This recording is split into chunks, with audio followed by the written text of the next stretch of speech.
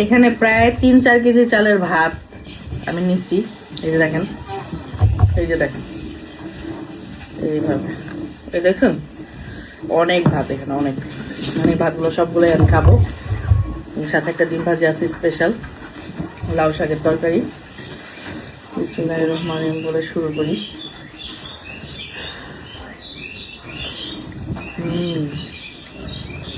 অনেক মজা।